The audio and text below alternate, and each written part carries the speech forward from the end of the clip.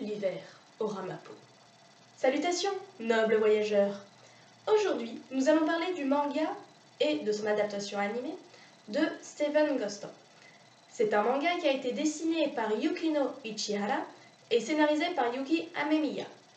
Il a tout d'abord été publié au Japon en 2005 dans le Monthly Comic Zero Sum. Il a par la suite été publié en France aux éditions Kaze en 17 tomes. Et, comme je le disais, il y a une adaptation en anime qui date de 2009, qui fait 25 épisodes et qui a été faite par le studio Deen. Ce manga nous transporte dans un monde militariste où Taito Clan est un adolescent qui se prépare à passer un examen d'entrée à l'armée avec son meilleur ami Mikage. Cependant, il est amnésique et n'a aucun souvenir de son enfance. C'est lors de l'examen, lorsqu'il voit Ayanami, un des examinateurs, ça lui déclenche une vague de souvenirs où il revoit ce personnage tuer son père.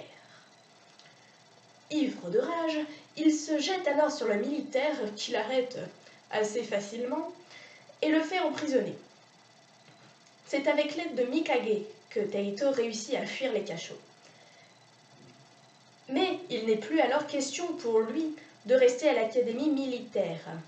Il vole un vaisseau et s'enfuit. Mais il finit par s'écraser devant 3 prêtres. Ceux-ci le conduisent dans leur église où l'armée ne pourra pas venir le chercher. Les graphismes sont assez sympas, surtout dans l'adaptation anime, avec l'église qui est vraiment magnifique, vraiment paradisiaque. Les lieux ont été très travaillés. Au niveau des personnages, ils sont assez disparates et même certains sont assez loufoques. On voit un des prêtres qui cache ses revues pornographiques dans les livres de la bibliothèque de l'église. On a donc une certaine dualité entre les militaires très stricts et les prêtres plutôt doux, parfois même personnages humoristiques. Cependant, et même malheureusement, ce manga n'est pas adapté au tout public. En effet, il fait partie d'un genre appelé le josei. C'est un manga fait pour les femmes adultes, on va dire entre 18 et 30 ans, à peu près. Et ce josei montre bien qu'il a été fait par des femmes, pour des femmes. En effet, on y retrouve un caractère très appuyé de bromance, ou aussi appelé en japonais shonen ai, par exemple entre Taito et Mikage. C'est un thème très apprécié de certaines filles, mais malheureusement qui ne convient donc pas à un certain public, surtout les hommes qui vont trouver ça un peu trop peut-être exagéré, et même inapproprié par rapport à l'histoire. De plus, comme c'est un josei, pour des femmes, il y a presque uniquement des personnages masculins et tous sont des purs beaux gosses. C'est du fanservice. Le but, vraiment, est d'attirer le public féminin avec ces personnages, tous aussi beaux les uns que les autres. À cause de ce fanservice, on ne peut que noter l'absence signifiante de personnages féminins dignes de ce nom. Je n'en verrai que 2. Une, Razette, qu'on peut voir dans la version anime, mais qui n'est pas développée, alors que on peut apercevoir son côté badass, si je puis dire, dans le manga, et une autre personnage qui, elle, n'apparaît que dans le manga. Donc, même si le manga relève un peu ce côté il n'y a pas de personnage féminin, l'anime est vraiment en manque de ce genre de personnage.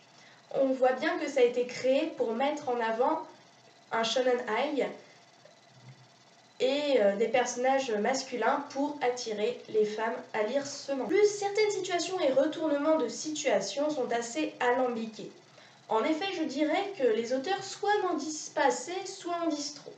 Ensuite, c'est une question de point de vue, mais l'anime est assez lent. En fait, l'adaptation doit faire un choix. Soit ils en disent beaucoup, mais c'est lent, soit ils n'en disent pas beaucoup, passant outre certains détails. Ça va vite, mais des fois on est perdu. Ils ont fait le choix d'en dire plus, mais du coup, ça ralentit, on est face à des explications, et certaines personnes, du coup, préfèrent l'action aux explications. Et puis, enfin, la fin n'est pas épique. Elle m'a surprise, je ne dis pas le contraire. Mais, personnellement, j'en aurais fait une autre. Il y a certaines choses que je ne comprends pas, je ne vois pas pourquoi tel personnage fait telle action, et ça s'inscrit dans le retournement des situations, en fait. Ils ont fait comme fin une certaine fin, sauf que du coup, c'est un de ces retournements de situation un peu alambiqués. On fait ah d'accord, bah ça se passe comme ça, bah ok. Et en fait, comme il n'y avait pas les éléments cachés dans le décor précédemment, ou alors ils étaient vraiment bien cachés, et ben ça fait un peu, ben voilà, le cheveu sur la soupe et on voit pas trop l'intérêt de ce retournement de situation. On peut donc effectuer un constat assez mitigé de ce manga et de cet anime, ça dépend vraiment du spectateur. Je pense qu'une personne à qui est destiné ce manga, c'est-à-dire une femme à peu près adulte, qui aime le shonen ai, c'est-à-dire la bromance, va apprécier. Moi, je suis une fujoshi vétérante, j'aime beaucoup. En plus, l'opening est sympa, l'ending est sympa, les décors sont sympas, donc j'apprécie. Mais après, beaucoup de gens n'aiment pas parce que ce n'est pas du tout adapté à leurs envies. C'est pour ça que je le déconseille fortement aux gens qui veulent des animés d'action, des mangas d'action. Mais après, si vous voulez le regarder ou le lire, il est assez sympathique, mais c'est sûr qu'il ne faut pas trop en attendre si on ne pense pas correspondre aux critères pour les personnes à qui il a été écrit en fait. Alors, pour le tour des seiyuu, ça risque d'être assez difficile, j'ai beaucoup cherché. Chacun des seiyuu avait un grand palmarès de personnages à leur actif, mais très peu de personnages principaux ou alors des animés connus, mais un personnage vraiment le personnage un peu qui a pas de nom, quoi, qui arrive dans un épisode, on le voit, voilà. Du coup, j'ai essayé de faire une sélection assez arbitraire, je l'avoue. Donc voilà. Tout d'abord, il y a Teito, qui est doublé par Mitsuki Saiga, qui a eu également des rôles dans Full Metal Alchemist Brotherhood, Nabari no et Norne 9. Bon, je le dis à la française, mais voilà. Ensuite, Mikage, qui est doublé par Daisuke Namikawa, qui a eu également des rôles dans Arslan, Bleach, Fairy Tail, Hunter x Hunter ou encore Kane.